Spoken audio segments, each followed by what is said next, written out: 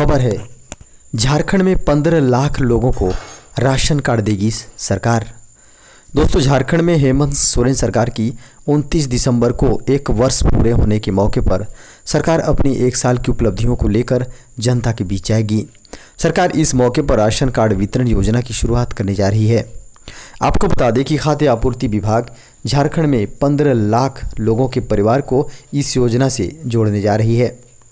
झारखंड सरकार अब अपनी सरकार के कार्यकाल के एक वर्ष पूरे होने पर उस लोगों को राशन कार्ड उपलब्ध कराने जा रही है जिनके पास कार्ड नहीं है।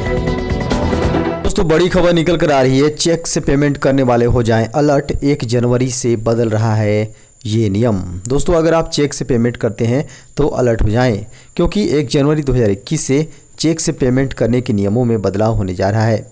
चेक से भुगतान करने वाले के लिए ये खबर बहुत काम की है। आरबीआई गवर्नर शक्तिकांत दास ने कहा था कि चेक के लिए पॉजिटिव पे सिस्टम जल्द ही शुरू किया जाएगा, जिसके तहत 50,000 रुपये से अधिक के भुगतान के लिए जरूरी डिटेल्स की पुनः पुष्टि की आवश्यकता होगी। उपभोक्ताओं की सुरक्षा को ध्यान में रखते हुए अब 1 जनवरी 2021 से नया चेक पेमेंट नियम लागू होने जा रहा है। नए नियम से चेक पेमेंट से धोखाधड़ी और दुरुपयोग के मामलों को कम करने में मदद मिलेगी। खबर है, आपका राशन कार्ड हो सकता है रद्द, 3 महीने में एक बार जरूर करें यह काम। दोस्तों, कोरोना के इस दौर में सरकार ने ज़रूरतमंदों को बिना किसी परेशानी के राशन मुहैया कराना, केंद्र सरकार समय समय पर इससे जुड़े अहम फैसले लेती रहती है। इस कड़ी में एक और फैसला लिया गया है। इसके तहत केंद्र सरकार के दिशा निर्देश अनुसार राज्य सरकारों ने राशन कार्ड संबंधी नए दिशा निर्देश जारी किए हैं। इसके अनुसार यदि आपने 3 महीने तक राशन नहीं लिया है तो आपका राशन कार्ड रद्द हो सकता है।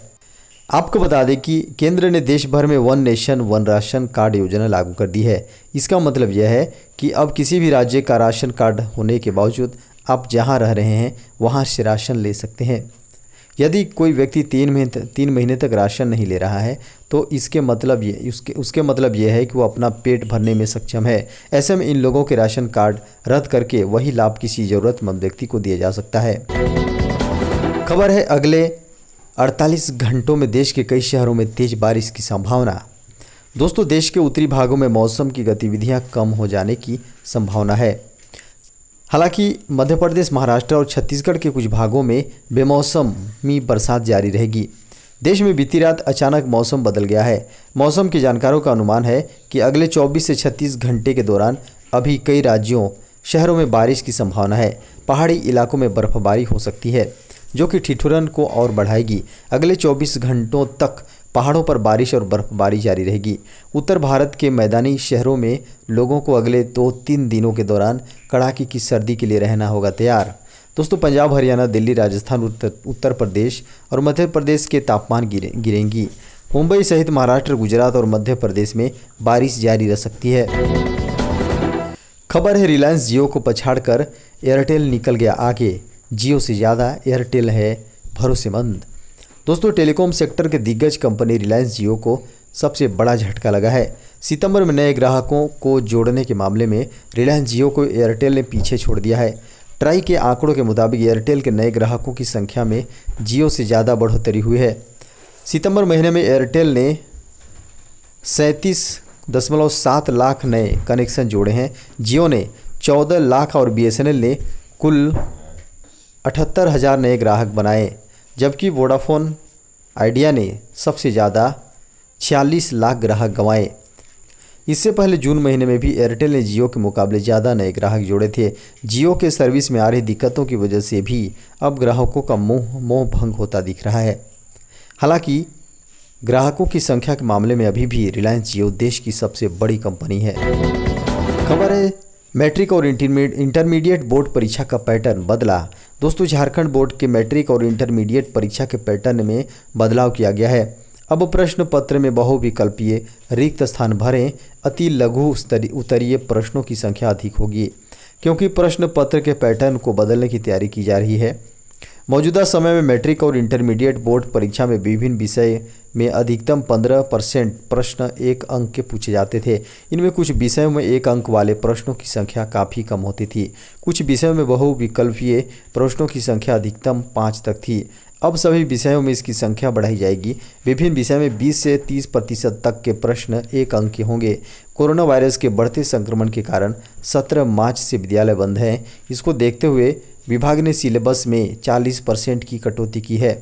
स्कूली शिक्षा और साक्षरता विभाग झारखंड के सचिव राहुल शर्मा के अनुसार वैश्विक महामारी कोरोना वायरस की वजह से स्कूलों में क्लास नहीं चल रहे हैं, जिसके वजह से कक्षाओं में स्टूडेंट्स की उपस्थिति नहीं है। ऐसे में स्कूलों को मैट्रिक की परीक्षा में इंटरनल असेसमेंट में उपस्थिति के आधार पर अंक देने में कठिनाई होगी। खबर है केंद्रीय कर्मियों को अगले साल मिल सकती है ये सौगात। दोस्तों, कोरोना संकट के चलते केंद्रीय कर्मचारियों और पेंशनर्स को महंगाई भत्ते की पुरानी दर का ही भुगतान किया जा रहा है। मौजूदा दर 21% है, लेकिन लॉकडाउन और कोरोना संकट के चलते सरकारी खजाने पर पड़े प्रभाव के बाद 17% की दर लागू की गई है। कर्मियों और पेंशनर्स के लिए यह व्यवस्था जून 2021 तक के लिए लागू की गई है। इसके बाद ही डीए पर सरकार राहत दे सकती है। अगर ऐसा होता है तो कर्मचारियों की सैलरी बढ़कर मिलने लगेगी, तो वहीं पेंशनर्स को ज़्यादा पेंशन मिलने लगेगी। हर साल केंद्रीय कर्मचारियों का महंगाई भत्ता जुलाई महीने में बढ़ाया जाता है, लेकिन अप्रैल महीने में महंगाई भत्ते पर यह फैसला लिया गया था। महंगाई भत्ता सरकारी कर्मचारियों के रहने खाने के स्तर को बेहतर बनाने के लिए दिया जाता है। साल में 2 बार इसमें बढ़ोतरी की जाती है। ऐसा इसलिए किया जाता है ताकि महंगाई बढ़ने के बाद कर्मचारियों के रहन सहन के स्तर पर प्रभाव ना हो।